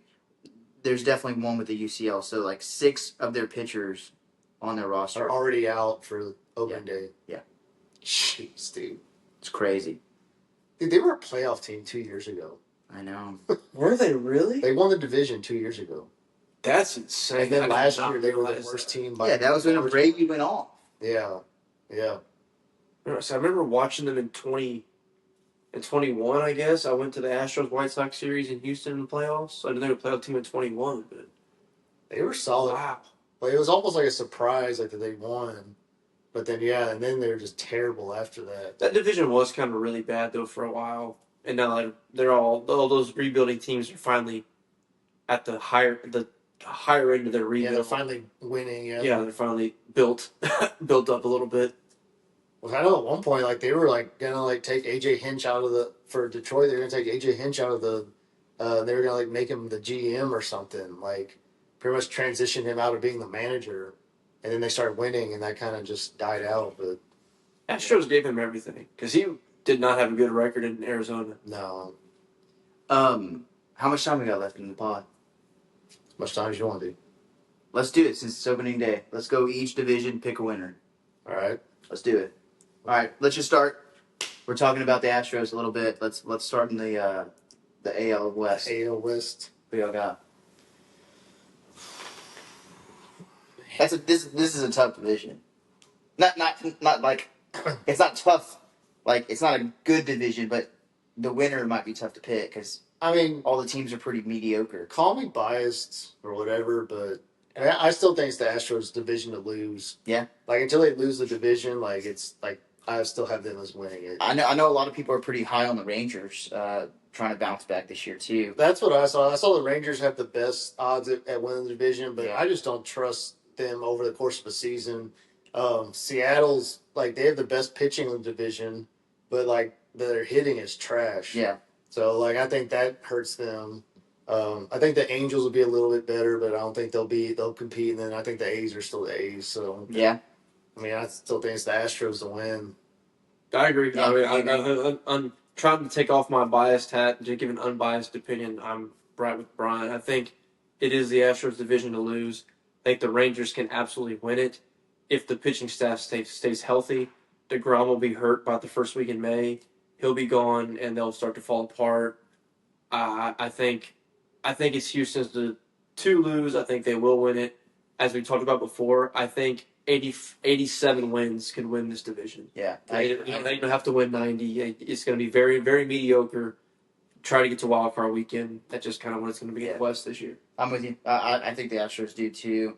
I think some of their experience too, right? You got Altuve as kind of the leader. Some guys that have been there, Jordan, obviously clutching up. I think that's going to be the biggest factor in the season is if Jordan stays healthy all season, like big if that for sure. If he stays healthy, I think it'll be a little less sweaty. But I'm also very concerned about Altuve playing left field. yeah, I'm concerned about the outfield for sure. But hopefully, what they do is again once the trade deadline comes around, like they find a way to get some pieces or bolster that outfield a little bit. But you just got to be kind of in the running to win the division, and I think they will be. Just got to be in the right spot for sure. Yeah. Not to hang on to them too much more anymore, but Cam's been starting third now already. Like he's been just on fire. I mean, he's Starting right field. right field. Right field. That's what Yeah. they're saying. Okay, well he's starting right. So this the corner, dude is but the been corner outfield, like rough. Jake Myers has a tough job in center field. Yeah, But that's gonna be an interesting dynamic to see. It's gonna be a competition of Jake Myers and Chad McCormick.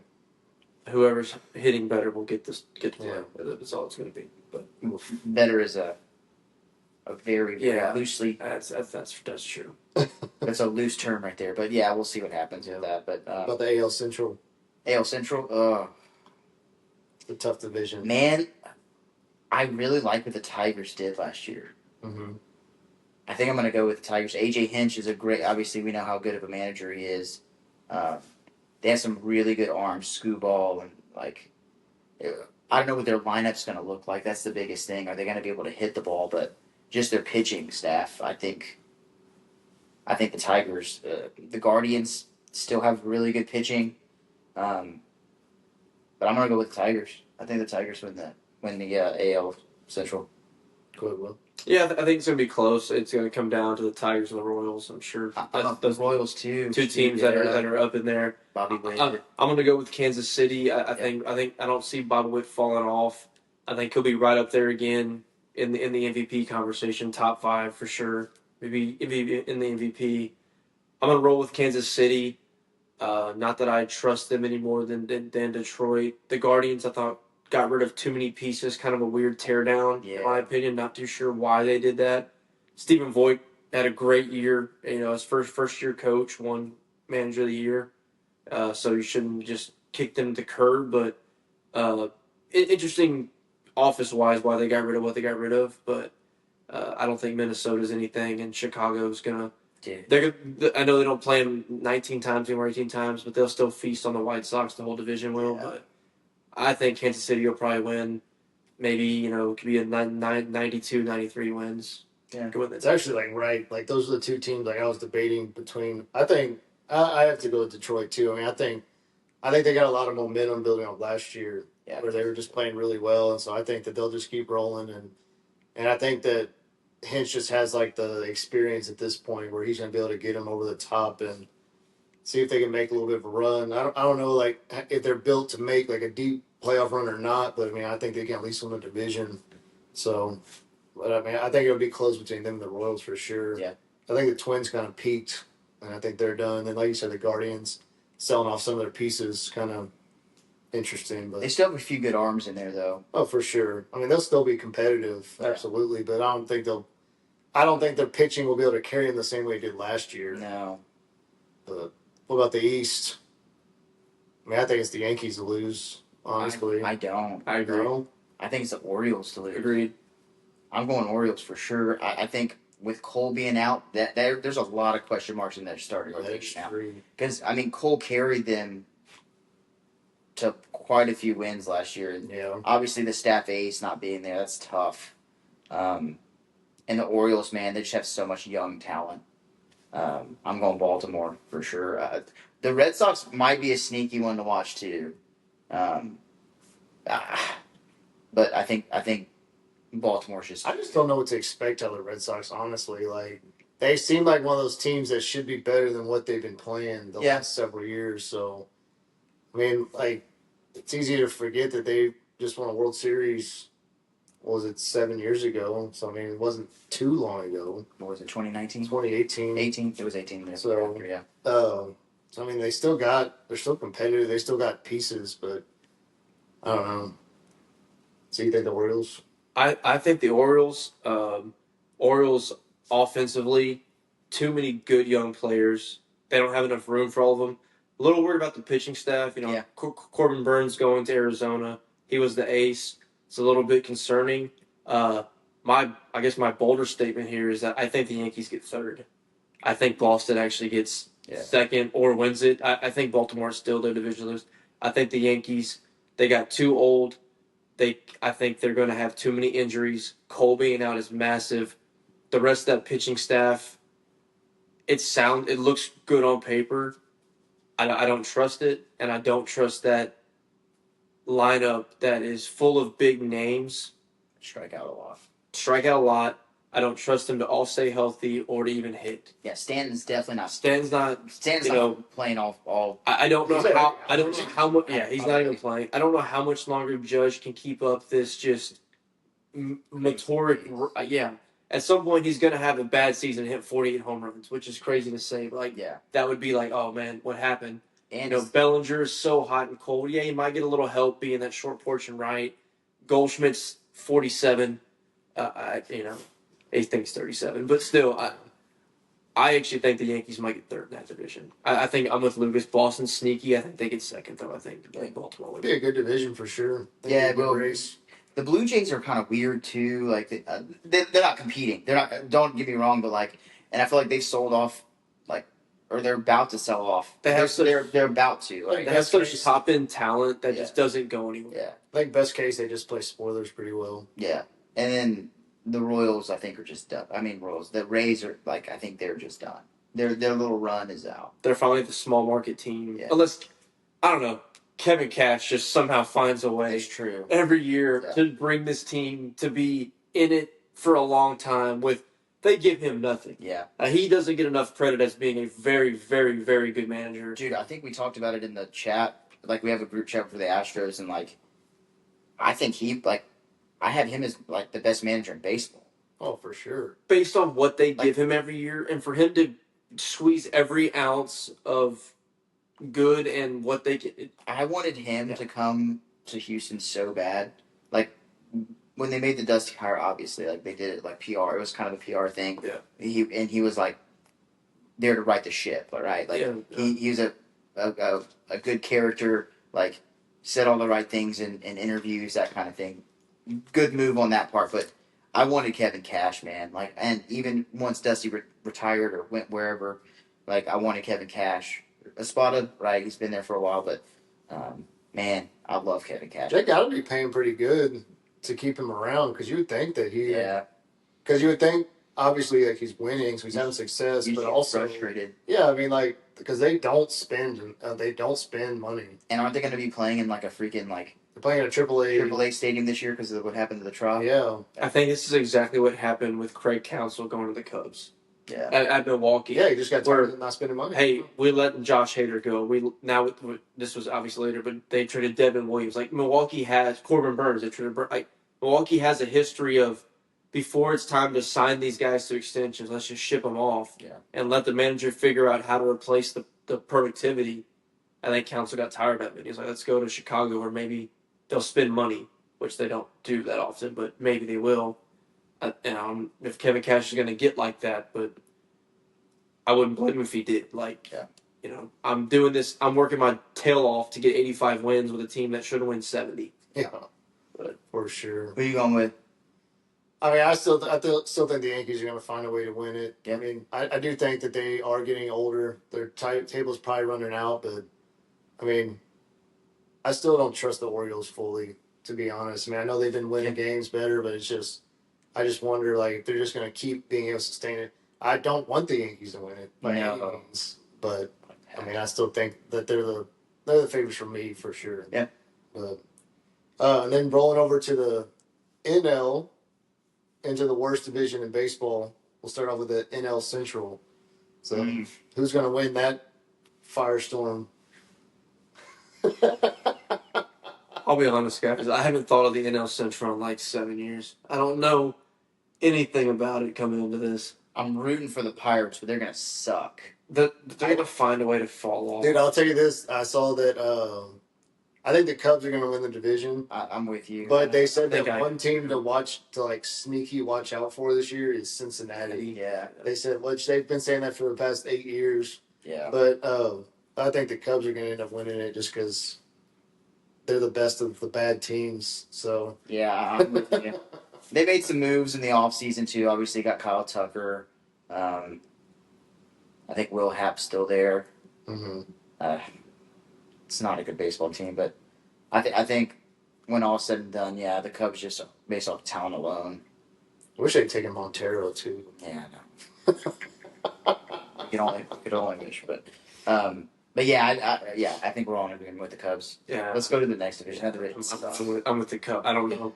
Yeah, Pirates and Reds could make a run, but I guess the Cubs should win. Let's just say that. I should win. Yelich is still in Milwaukee. The Brewers have won it, but I feel like the Brewers they've just been winning a bad division. Pretty much. Did they win it last They year? didn't win it last year. Yeah, they won it last year. Yeah. Did they? Yeah. And they're the only team to get the playoffs out of it too. Well, I knew that because I knew it was bad. Like it was like one team in there. It's like a huge. Yeah. No, the Brewers have won it maybe 5 of the last 6 or like 6 of the last 7. I don't know. It's quite a few. Yeah. I do think Craig Counsell. Kind of quietly, actually. Yeah. I think Craig Counsell's a good manager, so I think he'll get them going. But Yeah. Got Milwaukee relevant again. yeah. We'll see. And then NL West is even a debate. I'm going with the Rockies. Sneaky team. I think the Rockies will do a great job of competing with the White Sox this year for worst record in the league. Yeah. Dude, I read an article one time where like this dude just went on this like epic rant about just the historical garbage that the entire organization of Colorado has been. They have the most beautiful park, like the scenery and the landscape, and like it's just like an amazing place to be. And they're just like the baseball program is just absolutely atrocious this year after year. Yeah. It's horrible. How many more years are they paying Chris Bryant? Because in my mind, he hasn't played a single game for the Rockies. Dude, but he's been there like 3 or 4 years. I forgot he was even in Colorado. Yes, like right, like completely. Like he was. Did he win an MVP or he was like second one year with the Cubs? They got second, yeah. But like he's signed like a 7-year contract. I feel like he's got 3 or 4 more years, but I cannot remember a single time where I remember seeing him in a Rockies uniform. I totally forgot that guy even existed. So there you go. And he's their highest paid player. Yeah, man. Yeah, no doubt about it. Unless they're still paying Troy Tulowitzki. They could be. It might be, dude.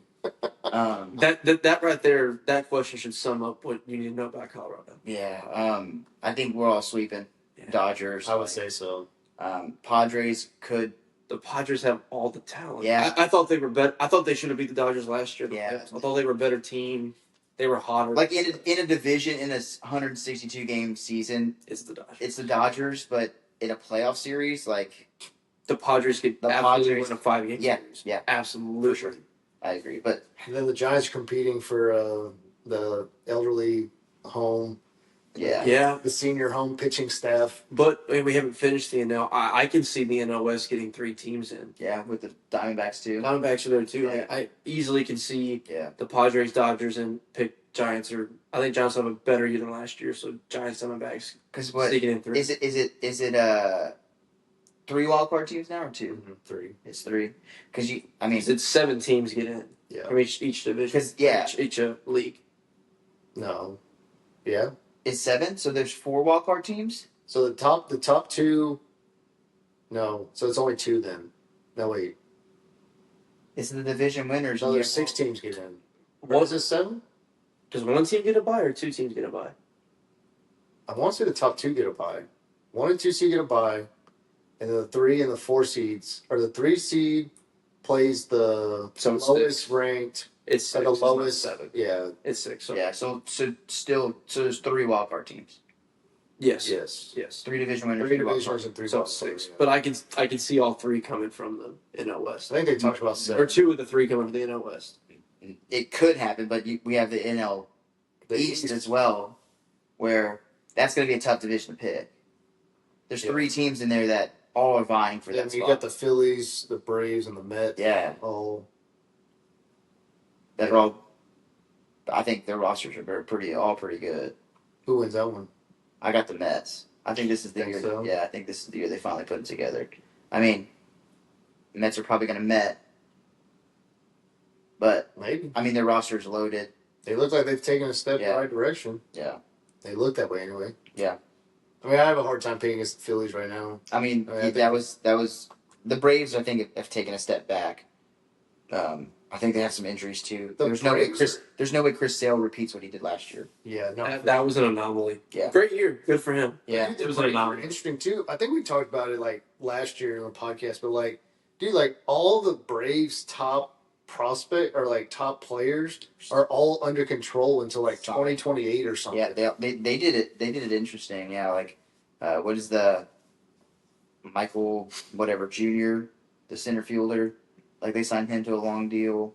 Ronald Acuna Jr.? No, Ronald Acuna they signed for a big deal too. But it's the God, what the heck is that guy's name? I'm trying. Like a hair.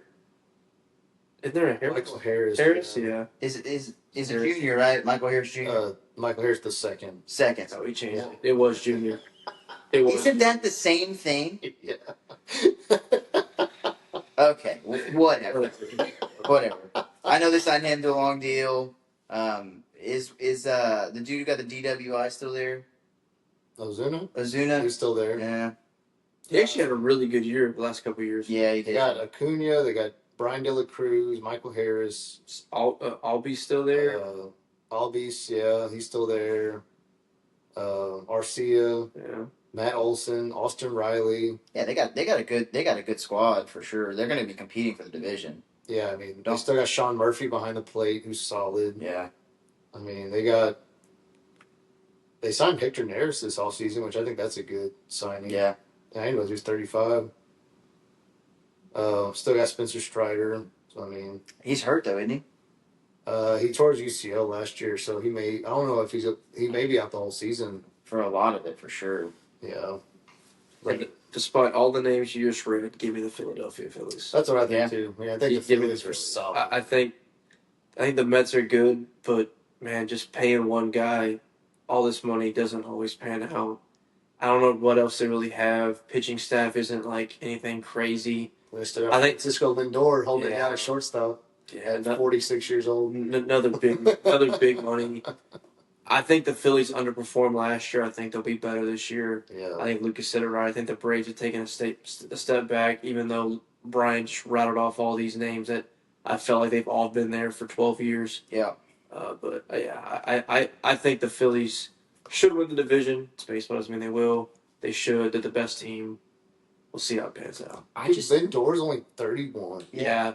He It feels like he's been around forever. he came up at 19 or 20. Super though. young. That's crazy. Yeah, when he was in Cleveland. Yeah. But I mean, like looking at the Phillies like lineup, like I don't know. Phillies have the best pitching in that division. You think? Yeah. They have the best one too with Wheeler and Nola. Forgot about Nola. Yeah. Yeah, no, I think, for sure. Yeah, we'll see. That's gonna be a fun division to watch. Oh, yeah, 100%. That'll probably be the most, the two East divisions, I think, will be the most competitive divisions. The East or the AL Central might be kind of competitive. Well, I mean, I just think, like, ties, like, far as, like, high level, I mean, I think the Central will be competitive, but I don't think it'll be like. They'll be competitive to get to the playoff, but like Right. you're not picking one of those teams to Yeah, win it's the not World like Series. contender. Yeah, competitive. That's fair. Like, I agree with that. I agree with that. I'm just sitting out the poll, see what everybody else thinks. Yeah. See what everybody's got. It's crazy that's starting this week. You got your season-long prize picks in? I have not yet. I need to do that. I need to do that too. Good call. Actually, can we still do it even though they play? Yeah, it's still available. I'll say I would think so. You could do probably all the teams that haven't started. Yeah. I need to get that in this week for sure. But There you go. Then wait out a 6-month grind to see if it hits. yeah, I'm just hoping baseball will be relevant for me. Yep. Down the stretch with the Astros. Hopefully it's worth watching. Yeah. Sure. I agree. But if it's not, can't complain, man. We've had Oh, yeah. insane run. I'm still gonna have it on every night when I get home, Oh, yeah. like just as background. I think we will, and I think it'll be competitive just because I think come September we'll be within a game and a half or hopefully leading and I'll say fighting for the division for an 86-win season. As long as we don't pee down our leg in April again, yeah. like last year. Have to climb out of just an insane hole. Yeah, let's not do that again. Yeah, that was not fun. It's also gonna be a rough April, just like the first week or two, like just checking the lineup every day and just not seeing names again. So you're like, man, this is so weird. But And like we said, it's a 3-game set with the Mets is what we open with. It's honestly tough too. Yeah, April's tough. Well, they got Giants. April's not too bad. The end of April's tough. Nah. Padres, Blue Jays, Royals, Tigers. Yeah. That's gonna be tough. just depends how you catch the pitching staffs. Yeah. It looks like And then May. August is going to be the toughest. I'll say May will be nice. It's White Sox, Brewers, Reds, Royals, Rangers, Rays, Mariners, A's, Rays. Yeah. So you're gonna have to have some success early. Yeah. It'll be interesting. It'll be fun. I'm ready. Hopefully. Yeah. Hopefully. Yeah, I'm ready. Be a long year. But That's all I got. that's it. That was a good call. I know it's fun about it. Yeah, we'll send it out. Everybody else can send in their favorites as well. We're still working on those T-shirts. We still haven't sent our pick-up winners and I know. T-shirts. I talked with Kevin this weekend actually. He said he hadn't been listening as much. He's been busy with work and stuff. And again, we appreciate. He's listening. mad we didn't send his shirt. That's what I thought. That's what I thought at first. I was like, dude, we're working on the shirts. Like, actually, we're not really working on them. We need to get them done. It's on the list. Yeah. Man, just during the week, just so busy. And then, Sure. we need to get those shirts out for sure. Yeah. But We appreciate the people that have continued to listen Yeah. to us consistently, though. So, absolutely. but no, that's it. So, appreciate everybody listening. Continue to like, subscribe, share, tell your friends, tell your family. We'll keep posting on Facebook. We'll find little clips, post them on TikTok, all that good stuff. Just keep sharing that. Like I said, just like it, follow it. Check us out on Twitch when we start playing our backyard baseball coming up. It's gotta be locked in. Trying to get that sponsorship. That's right. Backyard baseball, sponsored by At Face Value. Dude. Or opposite. Yeah. Yeah. I mean, if we get an ad on that game, that'd be sick. Just put our logo in the corner. Yeah. Or like on the fence. There you go. Yeah, just a little banner. Yeah, a little banner in the back. I'm hitting tanks with Pablo. That's right. But nah. Over the At Face Value Yeah. fence. But now, just thanks again for everybody for listening, and we'll see you next week. See ya.